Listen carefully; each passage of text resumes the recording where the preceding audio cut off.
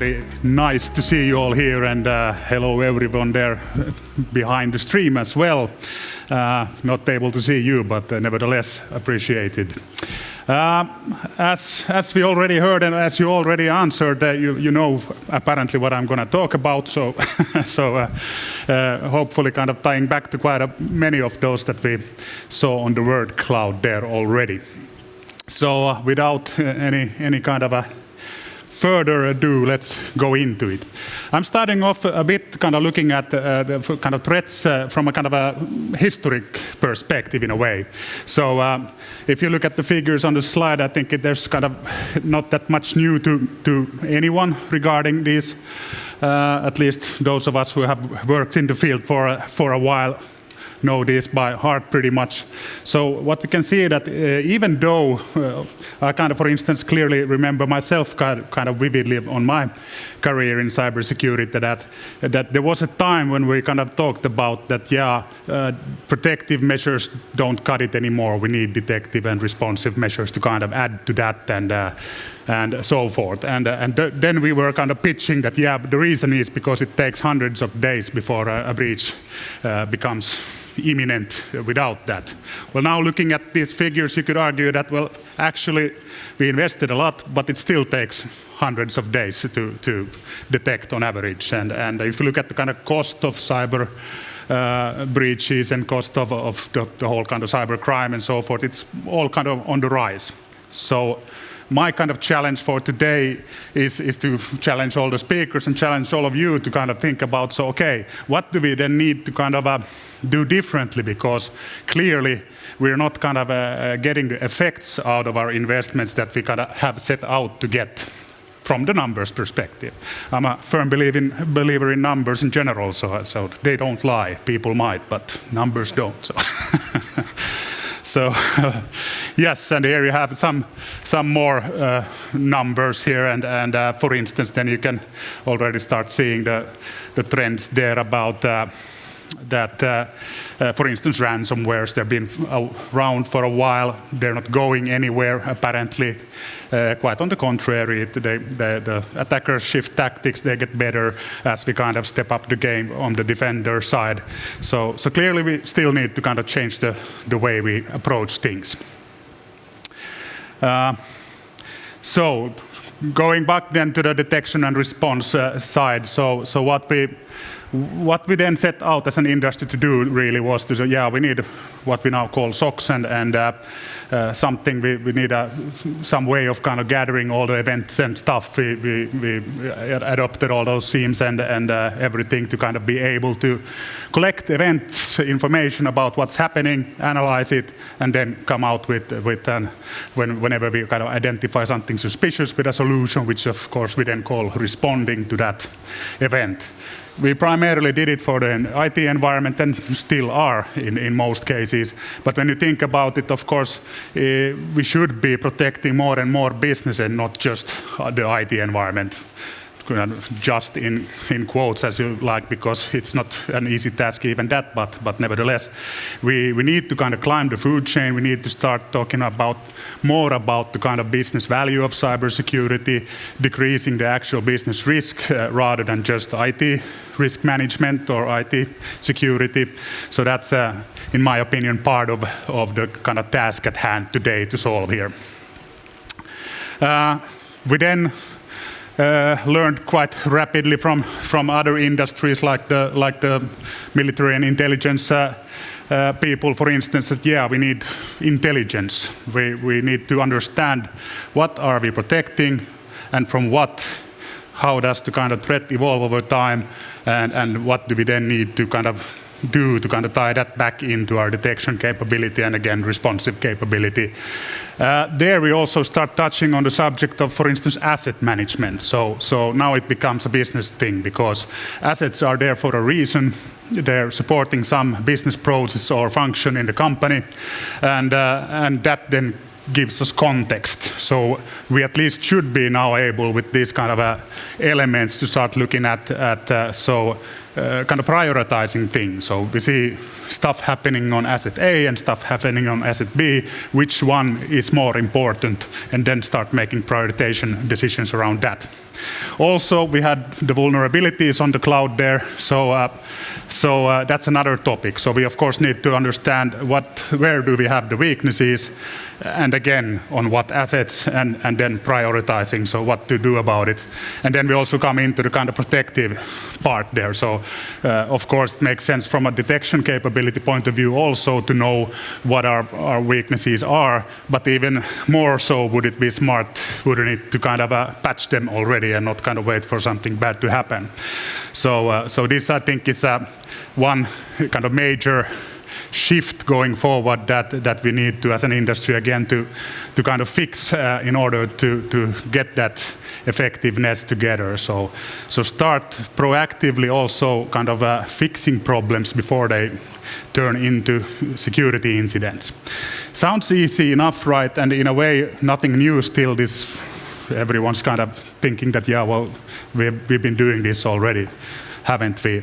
But when you think about it, are we really effective? So I would argue that no, and the main reason is that thinking again about that IT environment, it would be of course very nice for me, for instance, as the leader of managed services, to say that yeah, but we're kind of managing it all. But in reality, if you think about the number of controls, security controls embedded in the organization, most of them are part of some other IT service, not specifically something crafted specifically for doing security operations. It's part of the operating system, it's part of the network, it's part of the cloud services. They're everywhere, and I don't know, 90-something% probably of those capabilities that we need to do an efficient job on the security aren't in the security services. It's part of other IT services. And then when you think about, so how do we then produce these services typically? They're produced by a number of different vendors, service providers, different technology stacks, even within an organization, different departments and so forth. So they're in very, very siloed mode. They're kind of game is to, if you're, for instance, producing, I don't know, workstation services, your aim, of course, is to make sure that all the users have workstations and they're on average kind of secure enough and so forth, does the job for whatever the workstations are needed for. And as such, the focus is not on security, it's on providing the workstations and maintaining the life cycles of those, even though they contain a huge amount of security controls embedded within them. So siloed operations, I would say, is one big reason why we kind of fail in the effectiveness of doing our job as a whole there. So then, of course, when you think about, so what do we need to change then? Yeah, well, we need to start working together across these silos. Easy said, harder to do, and we, of course, are going to have very many good presentations here today that from some angle will touch on this kind of subject. There are, of course, almost an unlimited number of angles you can take on the problem, so in that sense maybe we need a bigger event somewhere next year to kind of solve this completely, but at least we're going to start the journey on this then. Good. Then if the numbers there that we had in the beginning were kind of reflecting on the past, so these are then some kind of forecasts on how do we see as Nixu kind of things going forward then. So what will keep us awake in addition to the vulnerabilities and integrations and stuff that we had on the word cloud there.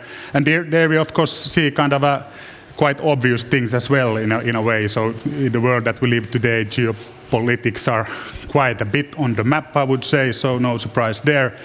it will affect not only our industry but the world in many ways, and of course it kind of changes the way we think about things and the positions we have in regard of what to trust and what not, and so forward.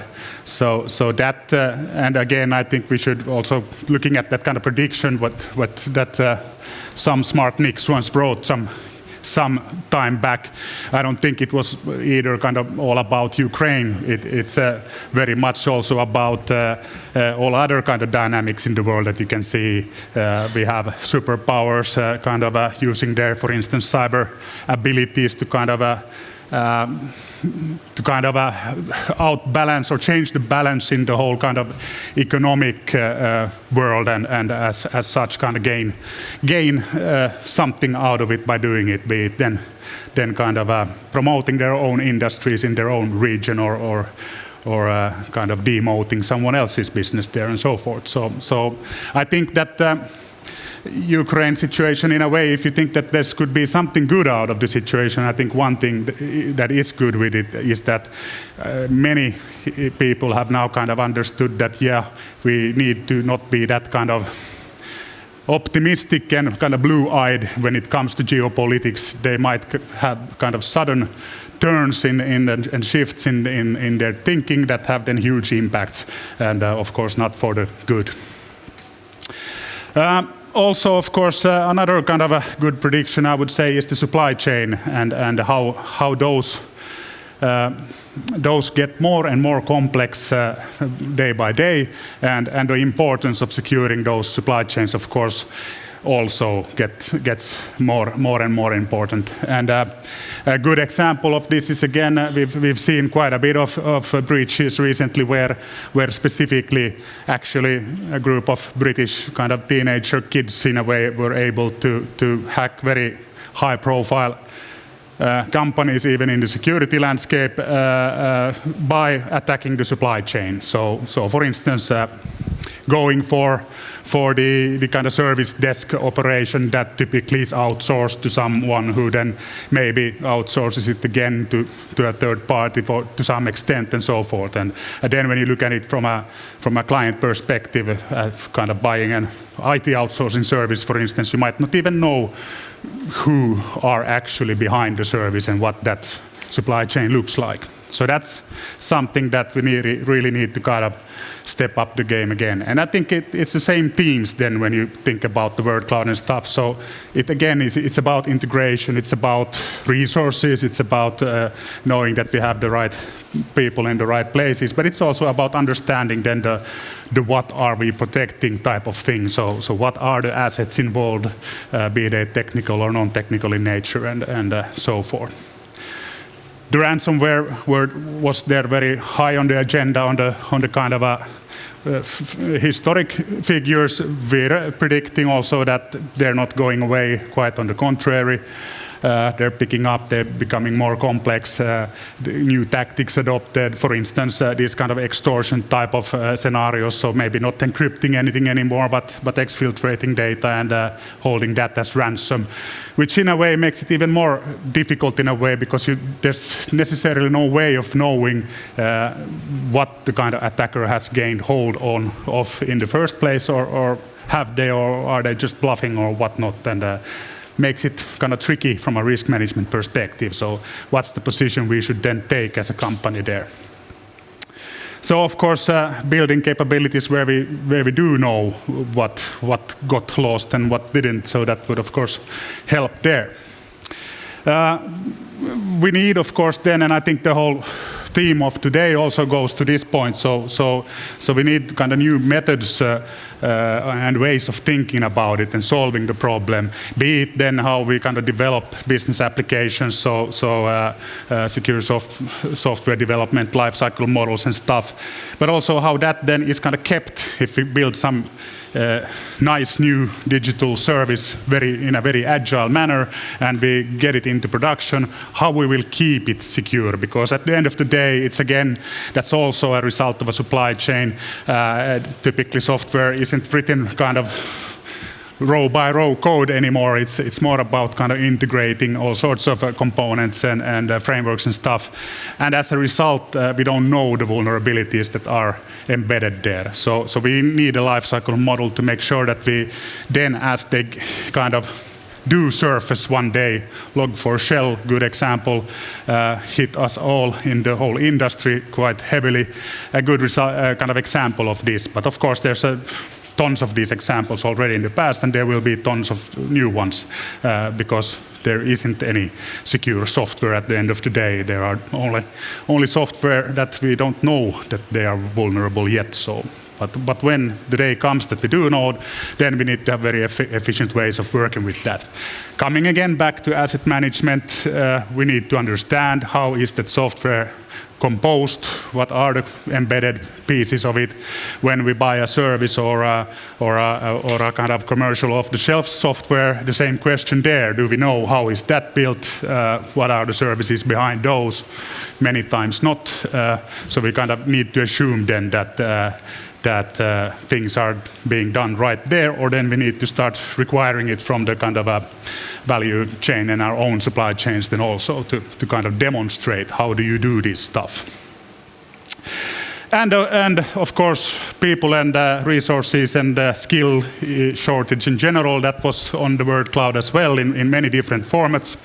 And that's of course something that is kind of on the everyday kind of platter for all of us. I had a couple of discussions already here today, and in every discussion this item kind of pops up. So where do we get all those skilled security guys and gals going forward from? Because there's a huge kind of shortage in the overall global cybersecurity market already now. As the kind of digitalization goes forward, we get more and more of kind of a posture to secure and manage. We will need more and more people, even though we automate and integrate and whatnot to kind of make it more efficient. So that will be a big challenge. And of course, partly that can again be solved also through the kind of a supply chain and integration point of view. So working in another way, we can more efficiently then share these scarce resources that we're now kind of fighting about there in the market. But these were the kind of some predictions there, and then kind of looking then at how to fix it.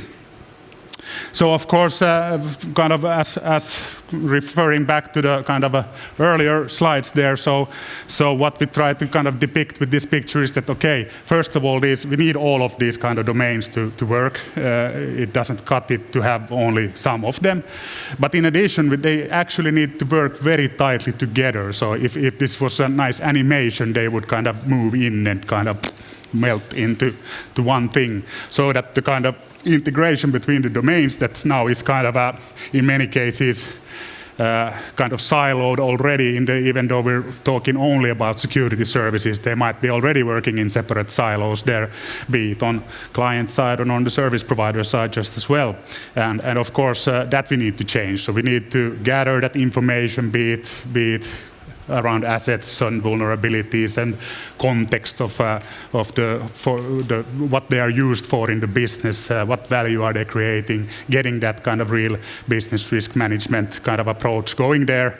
That then seamlessly kind of feeding into the detection cycle. So what should we be detecting? How can we detect that? Be it on network, infrastructure, operating systems, but also business applications and so forth. And then, of course, know how to respond when something bad happens. There we should have more and more automation going. But again, also tying back then to the protective side. So, of course, we should be doing protective stuff based on that same intelligence that we built there in the identify box that we use to feed to the detection side. We should also use it to feed the protective side. So kind of constantly hardening the whole landscape, call it security posture management or exposure management or whatnot. So the kind of industry has already picked up on these terms, but I think that now is the time to kind of step up the execution on that as well. So coming from both directions, kind of having constant feedback loop from kind of gaining understanding to taking action on it. And of course that cycle then needs to be shorter and shorter and shorter as we go forward. And this is in essence what we then have decided to call security fusion here at Nixu, and this is melting all of these pieces together to create a better future where we are maybe not, and as said, not only kind of fusing the components that Nixu is providing together, but also working together with the kind of bigger community, be it our partners here, but also then for instance, our clients and their IT service providers to really kind of get that fusion going throughout that whole ecosystem, because that's at the end of the day where at least I personally think that we will then start solving these problems rather than just kind of being head-to-head racing against the threats there.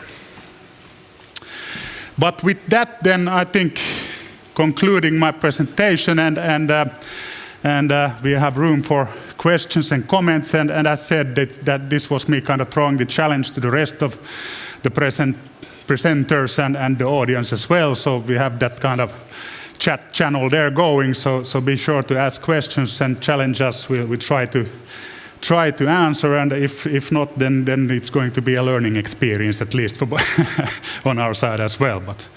But now, if you have any questions, I'm glad to take them so far.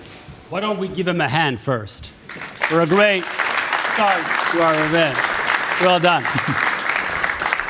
Thank you. And actually, you know, in addition to the chat, and we really encourage everybody at home and at the office to send questions in the chat, but there's something called a live question. Somebody stands up with a microphone and can ask. I haven't seen that in 3 years. I'd love to see it for the first time. If somebody wants to do it, you'll make our day. That would be wonderful if you have a question. But while you think about that, while you think about your question over there virtually or here amongst colleagues, I want to take you back. So I had a script here, but I'm not going to follow it.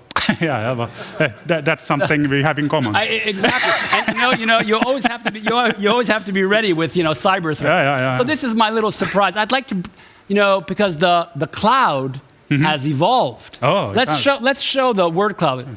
So it has evolved. Look, so of course the way a word cloud works is that the things that come up over and over again become bigger and bigger in the cloud. So here we have vulnerabilities with it, but then Russia came up, awareness, people, resources. I was interested to hear your people that actually, even if we're going to have AI and automated responses, we're still going to need more people and resources. I'd love to get your feedback on this cloud.